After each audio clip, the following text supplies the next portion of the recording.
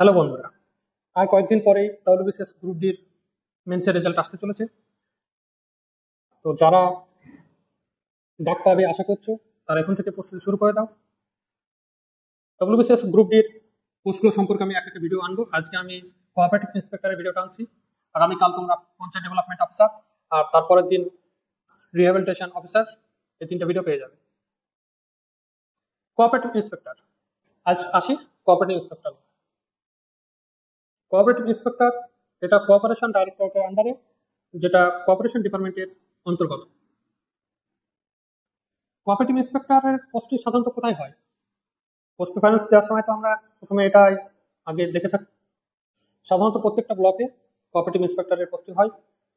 এছাড়াও assistant registrar of cooperative societies, যেটা WBCS গ্রুপেতে আছে, তিনার অফিসেও কোঅপারেটিভ ইন্সপেক্টরদের পোস্টিং হতে পারে। তাহলে মূলত ব্লক কেন্দ্রিক, তবে শহর কেন্দ্রিক এআরসিএস এর অফিসেও কোঅপারেটিভ ইন্সপেক্টরের পোস্টিং হতে পারে। কোঅপারেটিভ ইন্সপেক্টরের কাজ কি? মূলত যে কোঅপারেটিভ সোসাইটিস গুলো আছে, কত প্রকারের কোঅপারেটিভ সোসাইটিস ওটা পরে আসছি, কোঅপারেটিভ সোসাইটিস গুলো আছে সেগুলো ইন্সপেক্ট করা। কোঅপারেটিভ ইন্সপেক্টররা কোঅপারেটিভ সোসাইটিস অ্যাক্ট 2006 অনুযায়ী কাজ করে। হ্যাঁ, তো এর 99 নম্বর ধারা অনুযায়ী এই কোঅপারেটিভ সোসাইটিস গুলো ইন্সপেক্ট করা হচ্ছে কোঅপারেটিভ ইন্সপেক্টরদের কাজ। এর সঙ্গে সঙ্গে সেগুলো নির্বাচন করানো। নির্বাচন কিসের জন্য করায়? সেখানে যে বোর্ড মেম্বাররা বোর্ড গঠিত হয়, প্রত্যেকটা কোঅপারেটিভ সোসাইটিতে একটা করে বোর্ড গঠিত হয়, সেই বোর্ডের মেম্বার কারা কারা হবে সেই নির্বাচনটা এই কোঅপারেটিভ ইন্সপেক্টরের তত্ত্বাবধানে হয়। ঠিক আছে। আর এর সঙ্গে সঙ্গে তাহলে কি কি হলো? নির্বাচন আর চেক বা ভেরিফাই, চেক করা বা ইন্সপেক্ট করা, আর নতুন কোঅপারেটিভ সোসাইটি যেগুলো আসবে সেগুলোর ভেরিফাই করা। এর সঙ্গে সঙ্গে বিডিও অফিসের ভিডিও তত্ত্বাবধানে অনেক কাজই কোঅপারেটিভ ইন্সপেক্টরকে করতে হয়। এর সঙ্গে সঙ্গে কোঅপারেটিভের নির্বাচনের সঙ্গে সঙ্গে যে আমাদের নির্বাচনগুলো হয়, এমপি ইলেকশন, এমএলএ ইলেকশন, মানে লোকসভা বিধানসভা ইলেকশন বা পঞ্চায়েত ইলেকশন, সেগুলোতেও কোঅপারেটিভ ইন্সপেক্টরকে কাজ করতে হয়। তাহলে মূল কাজ কি? To visit cooperative societies, specially packs, যেটা প্রাইমারি এগ্রিকালচারাল কোঅপারেটিভ সোসাইটি, সেটা ভিজিট করা, তার ক্যাশ অ্যাকাউন্ট, বিজনেস অ্যাকাউন্ট, তার লোন রিলেটেড লেজার, কেসিসি বা সেলফ হেল্প গ্রুপ, মানে কিষাণ ক্রেডিট কার্ড, সেলফ হেল্প গ্রুপদের যে কোঅপারেটিভ লোন দেওয়া হয় সেগুলো দেখা। কি কি কোঅপারেটিভ সোসাইটিস আছে? মূলত 5 ধরনের কোঅপারেটিভ সোসাইটিস আছে। 1 নম্বর প্যাক্স, মানে পিএসসিএস, প্রাইমারি এগ্রিকালচারাল কোঅপারেটিভ সোসাইটিস।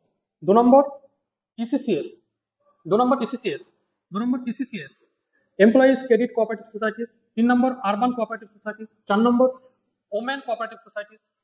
5 নম্বর কনজিউমার ক্রেডিট কোঅপারেটিভ সোসাইটিস। 5 নম্বর কনজিউমার ক্রেডিট কোঅপারেটিভ সোসাইটিস। এই প্রত্যেক সোসাইটিজের 1-5 জন করে বোর্ড মেম্বার থাকে। ঠিক আছে। তোমরা দেখবে এই বোর্ড মেম্বার নির্বাচন নিয়েই যত সব ঝামেলাগুলো হয় সাধারণত, যদি টিভি বা খবরের কাগজ দেখে থাকো। একটা কোঅপারেটিভ সোসাইটিজের বোর্ড অফ ডাইরেক্টর থাকে। হ্যাঁ, তো এটা এর ভ্যালিডিটি থাকে 5 বছর। এটা তাই প্রত্যেক 5 বছর অন্তর নির্বাচন করাতে হয়। কি অনুযায়ী? Cooperative commission election, cooperative election কমিশনের ধারা অনুযায়ী, কোঅপারেটিভ ইলেকশন কমিশনের ধারা অনুযায়ী এখানে। আর এই যে ইলেকশন হয়, এখানে অ্যাসিস্ট্যান্ট রিটার্নিং অফিসার হিসেবে কাজ করে কে? Cooperative inspector. এই কোঅপারেটিভের নির্বাচনের সময় ড্রাফট ভোটার তালিকা তৈরি, হিয়ারিং এবং ফাইনাল ভোটার তালিকা প্রকাশ, এগুলো দায়িত্ব বার্তায় সিআই এর উপর। ঠিক আছে। এখানে সাধারণত দুটো ভাগে হয়। একটা হচ্ছে 1000-এর বেশি যে সদস্যগুলো আছে যেসব কোঅপারেটিভে, সেগুলোতে নির্বাচনের মাধ্যমে ডেলিগেট নির্বাচিত হয়। সেই ডেলিগেটরাই আবার বোর্ড অফ ডাইরেক্টর নির্বাচিত করে এবং তারা অফিস বেয়ারার নির্বাচিত করে। আর যেগুলোতে 1000-এর কম সদস্য আছে যেসব কোঅপারেটিভে, সেগুলোতে ডাইরেক্ট বোর্ড অফ ডাইরেক্টর নির্বাচিত হয়, তারাই অফিস বেয়ারার নির্বাচিত করে। কোনো কারণে যদি কোনো কোঅপারেটিভ সোসাইটিদের অফিস বেয়ারার না থাকে, তাহলে এআরসিএস দ্বারা একজন সিআই সেই কোঅপারেটিভের অফিস বেয়ারার হিসেবে নিয়োজিত হয়। তখন তিনি স্পেশাল অফিসারের মর্যাদা পান। সিআইদের আরো একটি কাজ হলো কনভেনার হিসাবে পিএসসিএস, যেটা প্রাইমারি এগ্রিকালচারাল কোঅপারেটিভ সোসাইটিস, তাদের অধিবেশনগুলো ডাকা। যেমন প্রেসিডেন্ট কনভেনার হিসাবে পার্লামেন্টের অধিবেশন ডাকে, সেই রকমই সিআই পিএসসিএস এর অধিবেশনগুলো ডাকে। এবার প্রমোশনাল স্কোপটা বলে দিই। কোঅপারেটিভ ইন্সপেক্টর হচ্ছে ডব্লিউবিসিএস গ্রুপ ডি পোস্ট। সেখান থেকে 12 থেকে 14 বছরে সিডিও হিসাবে একজন প্রমোটার হতে পারে, কোঅপারেটিভ ডেভেলপমেন্ট অফিসার হিসাবে। তার থেকে 12 থেকে 14 বছর পর সে ARCS, assistant registrar of cooperative societies, মানে যেটা ডব্লিউবিসিএস গ্রুপেতে আছে, সেই গ্রুপে ডব্লিউবিসিএস গ্রুপের সার্ভিসে সে প্রমোটেড হতে পারে।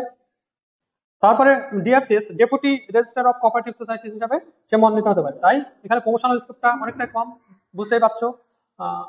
একজন কোঅপারেটিভ ইন্সপেক্টরকে 24 বছর 25 বছর লেগে যাবে সে ডব্লিউবিসিএস গ্রুপের একটা পোস্টে আসতে, তাই তো? তো এখানে আরেকটা সুবিধা আছে, 8 বছর যদি কোঅপারেটিভ ইন্সপেক্টর হিসেবে একজন জব করে থাকে তাহলে সে অডিট অ্যান্ড অ্যাকাউন্ট যে পরীক্ষাটা হয়, যে ডিপার্টমেন্টাল এক্সামটা হয়, সেটাতে সে বসতে পারবে, অডিট অ্যান্ড অ্যাকাউন্ট অফিসার। সেটাতে পাস করে গেলে সেটা তো ডব্লিউবিসিএস গ্রুপের সমতুল্য। ডেপুটি রেজিস্ট্রার অফ কোঅপারেটিভ সোসাইটির উপরে joint registrar of cooperative societies আছে। এই হলো কোঅপারেটিভ ইন্সপেক্টরের সম্পর্কে ধারণা। কোঅপারেটিভ ইন্সপেক্টর ব্লকের ডব্লিউবিসিএস গ্রুপ নিয়ে যে 3টে পোস্ট আছে, তুমি যদি কাজের পরিধি বলো বা তুমি যদি হায়ার কোনো পোস্টের জন্য পড়াশোনা করতে চাও, তাহলে পিডিওর তুলনায় পঞ্চায়েত ডেভেলপমেন্ট অফিসারের তুলনায় কোঅপারেটিভ ইন্সপেক্টর একটা ভালো পোস্ট। ভ্যাকান্সির দিক দিয়ে যদি দেখো, 2000 লাস্ট কয়েক বছরে এবারই সব থেকে ডব্লিউবিসিএস 2022-এ সব থেকে হাইয়েস্ট ভ্যাকান্সি। যদি ভ্যাকান্সিগুলো আমি বলি, 2015-তে 71 জন সিআই নেওয়া হয়েছিল, 2016-তে 69 জন, 2017-তে 41 জন, 2018-তে 48 জন, 2019-এ 35 জন, 2020-তে 21-এ একটা নেওয়া হয়নি, 2022-এ 228 জন নেওয়া হচ্ছে। হিউজ ভ্যাকান্সি, একটা উইন উইন সিচুয়েশন যারা ডাক পাবে তাদের জন্য, আর যারা অলরেডি ডব্লিউবিসিএস গ্রুপ সি গ্রুপেতে আছো, গ্রুপেতে ইন্টারভিউ দিয়েছো কিন্তু হয়নি ফাইনালি, তাদের কাছেও একটা সুবর্ণ সুযোগ।